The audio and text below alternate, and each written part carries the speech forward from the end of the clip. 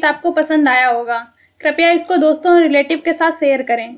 अगर आपको किसी भजन पर प्रस्तुति चाहिए तो कमेंट करें, हम आपके लिए इस चैनल पर उस भजन को प्रस्तुत करने का प्रयास करेंगे। अगर आपने हमारे YouTube चैनल को सब्सक्राइब नहीं किया है तो तुरंत सब्सक्राइब करें और बेल आइकन दबाना बिल्कुल ना भूलें। धन्यवाद।